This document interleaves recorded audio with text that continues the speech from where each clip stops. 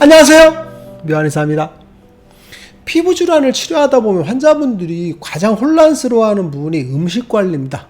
음식 관리를 많이 하자니 힘들고 적게 하자니 불안한 거거든요. 그래서 불안한데 누가 뭐 좋다고 하면은 그거에 또 훅 하고, 누가 안 좋다고 하면 또 그거에 또 혹 하고, 이러한 불안한 마음 때문에 더 힘든 게 음식 관리일 겁니다. 그런데 명확한 기준만 알면 사실 음식 관리가 어렵지는 않습니다.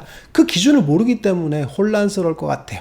오늘 이 시간에는 습진성 피부 질환의 음식 관리의 명확한 기준 두 가지에 대해서 한번 알아볼 겁니다.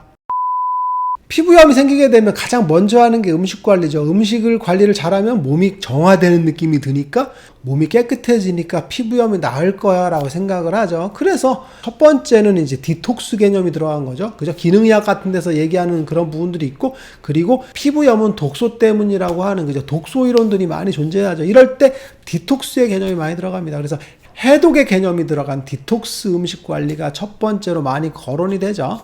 그리고 두 번째는 그저 채식을 위주로 하는 음식 관리입니다. 극단적으로 이제 채식을 많이 하자라는 거거든요. 이게 뭐 채식주의자, 그저 비건 같은 것들과 연관돼서 이제 이야기를 많이 하는데, 육식을 많이 하게 되면 피부염이 악화될 수 있으니까 육식을 제한하는 그런 시기들을 많이 하죠. 그래서 일절 채식만 먹는 분들도 많이 계세요. 특히 아토피 같은 경우는 이제 육식을 못하게 하고 채식만 하는 경우들이 많거든요. 그래서 많이 힘들어하는 경우들도 많아요. 그리고 세 번째는 이제 체질식입니다. 뭐 체질이 많이 존재하죠. 이재만 선생님이 만든 사상체질도 존재하고, 이제 권도원 선생님이 만든 팔체질도 존재하고, 그죠? 그리고 기타 무슨 뭐 목체질, 뭐 금체질, 뭐 여러 가지 서브 체질들이 많아요. 세상에 이렇게 체질들이 많은지 모르겠는데, 그 체질 분류에 따라서 이제 음식 관리를 시키는 경우들이 많아요. 예를 들면 사상체질 같은 경우는 태음 음식, 소음인 음식, 소양인 음식 이렇게 나눠서 먹게 하는 경우도 있고, 그리고 가장 많이 체질식을 하는 경우는 이제 팔체질이죠. 팔체질 같은 경우는 이제 피부염이 주되게 발생하는 체질을 금체질로 보거든요. 그래서 금양, 금음 체질 같은 경우에 음식 관리를 굉장히 타이트하게 시키는데, 이제 엄밀하게 말하면 이제 육식 같은 거를 못하게 막는 그런 부분들이 존재하죠. 보통 이제 음식 관리는 보통 세 가지 종류가 가장 많은데, 이게 이제 명확한 기준은 되지는 않습니다. 무슨 얘기냐면, 사상체질 음식을 나눈다고 해서 그 체질 음식을 많이 먹는다고 해서 피부염이 과연 도움이 되냐는 건 제가 지난 시간에도 이야기했죠. 크게 도움이 되지 않을 수 있다는 얘기죠. 특히나 아토피 같은 경우는 체질 음식을 가린다고 해서 아토피가 낫지 않는 경우들이 굉장히 많습니다. 그리고 독소 이론 같은 경우에 디톡스 음식인데, 디톡스 음식조차도 디톡스를 한다고 해서 피부염이 정말 드라마틱하게 개선되느냐, 이건 의견이 좀 분분할 수 있고, 저 같은 경우는 명확하게 좋아진 경우를 본 적이 별로 없어요. 그리고 채식 역시도 마찬가지인데, 이제 채식 같은 경우는 사실 하면은 피부염이 조금은 개선되는 경우들이 있어요. 왜 그러냐면 이게 당독소 개념이랑도 관련되는데, GI 수치가 높은 혈당을 높이는 음식들을 많이 먹게 되면 피부염이 일시적으로 좀 안 좋아질 수 있거든요. 그런데 채식을 하기 때문에 어떻게 되겠어요? 그죠? 혈당 수치가 조금 떨어지고, 그리고 몸에 안 좋은 음식들이 좀 덜 들어가니까 항산화력이 좀 증가하죠. 그래서 좋은 경우들이 좀 있기는 한데, 이걸 계속 할 수는 없죠. 그리고 또 하나는 이제 간헐적 단식 같은 경우도 비슷할 것 같아. 혈당을 낮추니까 피부염이 발생할 가능성들이 좀 줄게 되죠. 근데 어떻게 단식을 계속합니까? 그죠? 굶는 건 힘들잖아요. 그래서 음식 관리는 이런 식의 기준 갖고는 너무 힘들어서 지속 가능하지 않습니다. 잠깐 할 수 있겠지만 어떻게 몇 년씩 하거나 그럴 수 있어요. 그래서 이런 음식 관리는 지속적으로 계속하기는 어렵죠. 그래서 환자분들이 많이 힘들어하는 경우가 있어요. 그렇다면 피부염에서 음식관리 원칙은 뭘 제시할 수 있냐면 두 가지 기준만 하시면 돼요. 두 가지 꼭 기억하시면 돼요. 첫 번째는 알레르기를 유발할 수 있는 음식, 두 번째는 염증 반응을 유발할 수 있는 음식입니다. 이 두 가지 원칙을 알면 굉장히 음식관리가 쉽거든요.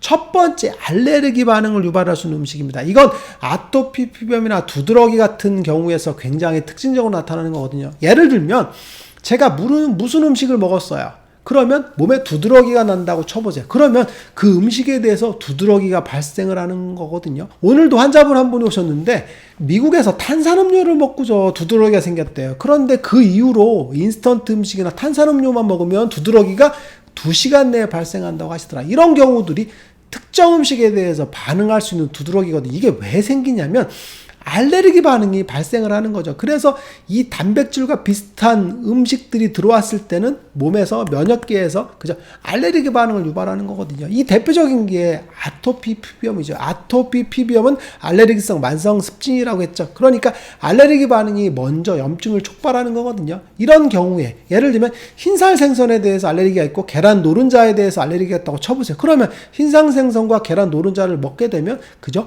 나중에 아토피가 심해지는 반응이죠. 그런데 흰살 생선과 계란 노른자가 나쁜 음식이에요? 절대 아니죠. 좋은 음식이죠. 그런데 알레르기 반응을 일으키는 겁니다. 이런 음식들, 나쁜 음식은 아닌데 알레르기 반응을 일으키는 음식들은 반드시 피해줘야 됩니다. 먹으면서 극복한다? 이건 말이 안 됩니다. 그래서 아토피를 치료할 때는 알레르기 반응을 유발할 수 있는 음식들은 그죠? 피하는 게 첫 번째 원칙입니다. 두드러기도 마찬가지로 내가 먹었더니 두드러기가 생겨. 그럼 무조건 피하는 겁니다. 회피요법이라고 하거든요. 그러면 그 음식을 피한 다음에 증상이 다 사라졌어. 그러면 그 이후에는 드셔도 되는 거죠. 그런데 아토피 같은 경우는 보통 그 해당되는 음식들, 알레르기가 있는 음식들은 바로 섭취하면 안 되고 보통 6개월 정도 이상은 지난 후에 섭취를 해야만이 염증 반응이 안 생기는 거죠. 그런데 두드러기 같은 경우는 염증이 가라앉은 다음에 섭취를 해도 바로 발생하지 않는 그런 특징들이 있죠. 그래서 염증 반응의 정도가 다르다라고 보시면 될 것 같아요. 그리고 두 번째는 염증 유발 음식입니다. 이건 계속 제가 음식 관리에 대해서 항상 얘기해 드릴 때 이야기하는 건데 피부염, 그죠? 습진은 보통 제가 4가지 카테고리로 분류한다 그랬죠. 첫 번째는 지루성 피부염, 그죠? 열에 의해서 발생하는 지루성 피부염의 한 카테고리가 존재하고, 그리고 두 번째는 아토피 피부염이죠. 알레르기와 피부염이 결합된 형태가 되겠죠. 그리고 세 번째는 화폐상 습진이라고 그랬죠. 체액 정체가 된 것이 피부염으로 발전하는 게 화폐상 습진이라고 했죠. 그리고 접촉성 피부염, 뭔가 접촉돼서 피부 자체에서 염증 반응이 생기는 거죠. 이거는 내인성은 아니고 그죠? 피부에 대해서만 반응하는 접촉성 피부염. 그래서 습진은 4가지 분류를 할 수 있는데 여기서 중요한 게 뭐라 그랬어요? 병인이라고 했죠. 병인. 그 병인에 따라서 염증 유발이 발생하는 패턴이 다르겠죠. 짐작하셨겠지만 접촉성 피부염은 음식 관리와는 크게 상관이 없죠. 왜냐하면 접촉돼서 발생을 하니까 음식에 의한 게 아니잖아요. 그러니까 접촉성 피부염은 음식 관리를 할 필요가 없게 되겠죠. 그러면 지루성 피부염은 열대사 장애에서 발생하는 피부염이니까 맞습니다. 열을 유발할 수 있는 음식들을 줄여서 먹는 게 맞겠죠.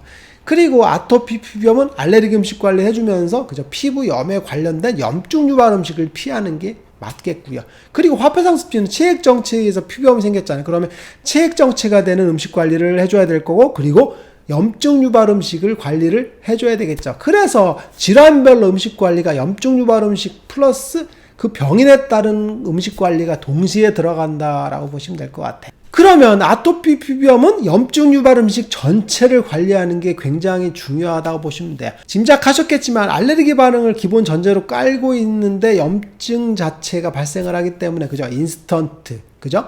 튀긴 음식, 기름진 음식, 매운 음식 이런 것들을 피하는 게 맞죠. 그리고 과자, 빵 이런 것들 아니면 젤리, 매운 음식 같은 거, 떡볶이 같은 것들도 피하는 게 맞겠죠. 그래서 이런 음식 관리를 해주는 게 맞고, 지루성 피부염 같은 경우는 이제 피부 염증을 유발하는데 열에 의해서 발생을 하게 되겠죠. 그래서 튀김회라고 했죠. 튀긴 음식, 기름진 음식, 매운 음식 같은 것들을 좀 섭취를 덜 하는 게 좋겠죠. 그리고 화폐상 습진 같은 경우는 체액 정체를 유발하는데 그게 부종과 비슷하다 그랬죠. 그죠? 그 진피층에서 체액이 그죠? 분비되는 거거든요. 그래서 진물같이 발생을 하는 게 화폐상 습진의 병기거든요. 자극적인 음식들을 피하는 게 핵심입니다. 그래서 너무 튀긴 음식 같은 거, 너무 기름진 음식, 너무 매운 음식 같은 거, 그리고 너무 짠 음식, 국물 같은 것들. 그래서 저염식을 하면서 자극이 덜한 음식들을 피하는 게 굉장히 맞을 것 같아요.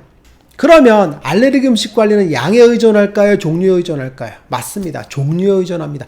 알레르기를 유발할 수 있는 음식은 많이 먹거나 조금 먹거나 똑같이 염증 반응을 유발합니다. 그래서 조금도 안 드시는 게 좋습니다. 그래서 아토피 피부염이 있는데 내가 그죠? 계란 흰자 알레르기가 있어. 그러면 계란은 절대 드시면 안 돼. 조금 먹는다? 안 됩니다. 안 드시는 걸 원칙으로 한다라고 보시면 될 것 같아요. 그래서 이건 종류에 의존한다라고 보시면 될 것 같고, 염증 유발 음식은 당연히 양에 의존합니다. 조금 먹어서는 반응하지 않고 많이 먹었을 때 안 좋죠. 그래서 튀긴 음식을 하나 집어 먹었어. 큰 상관없을 수 있는데 계속 치킨을 먹었어. 그러면 치킨에 의해서 염증 반응이 유발된다. 이렇게 보시면 될 것 같아요. 그래서 염증 유발 음식을 양에 의존하기 때문에 많이 접촉할수록 많이 섭취할수록 문제가 되겠죠. 그래서 술 같은 경우도 조금 먹으면 반응을 안 할 수가 있어요. 그런데 많이 먹으면 뻥 하고 터지는 경우들이 많죠.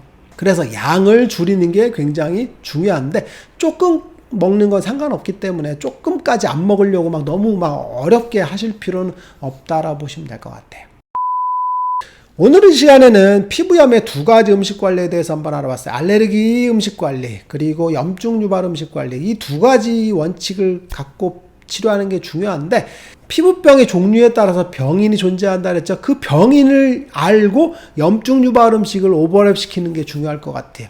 지루성 피부염은 열을 많이 만드는 음식들을 피하는 게 중요하기 때문에 열을 내면서 염증 유발 음식을 하는 음식, 그리고 화폐성증 같은 경우는 체액정체를 많이 유발하면서 염증 유발 음식을 하는 음식, 그죠?